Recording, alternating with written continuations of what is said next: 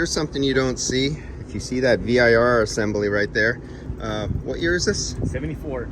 74 Monte Carlo. But of course you could see this is not factory, and I could hear that when he started it up and he was moving it. But what really surprised me was seeing the original VIR assembly. Only you guys with a lot of gray hair will remember what those are. And they're usually always replaced with an accumulator kit to get rid of that, because nobody knew how to adjust them, rebuild them, and they couldn't understand them. It was too much rocket science for them. Actually, there should be another fitting on the other side of this, so you could take the pressure here and the pressure differential for there. You got the sight glass, you have a built-in expansion valve. Your desiccant bag in the bottom is in the bottom right there, that cup that comes off down inside there. And it was updated. It got the, it's a little sand in or whatever compressor on here. Original condenser. I mean, look at this thing. Look at my arm right here. The condenser goes to there. See where my elbow is? Now I'm going to take my finger and put it there, and the condenser goes right to that nut there. Almost two of my arms, how long that is. And it goes all the way down to here to my elbow. All new hoses and lines. This is something that if I was going to do it with that VRF, and if somebody could afford the refrigerant, I would keep this system R12, just because the expansion valve was in there and the adjustments were made for R12, and it could be done if it wanted to be done, but he says it works excellent. And have you taken this anywhere hot yet? Palo Alto. Palo Alto gets really hot. Yeah.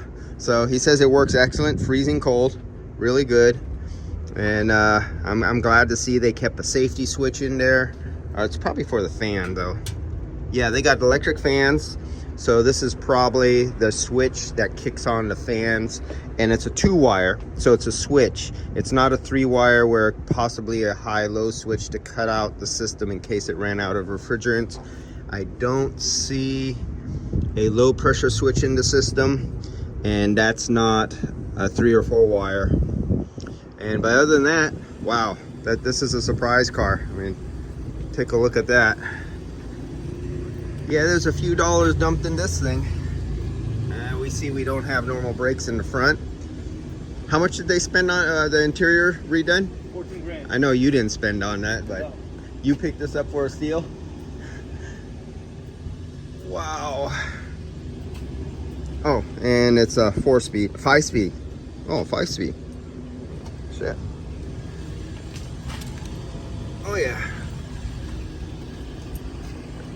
Has that split glass where it has the split right in the middle, if you can see the seam there, and the 2 flat pieces of glass.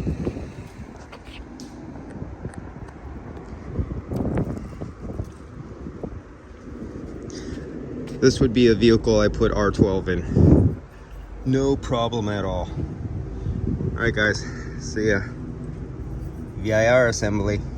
I miss the old POA valves too, assemblies that they use in the STV valves, suction throttling valves. All stuff technology that was mechanical, and it worked excellent.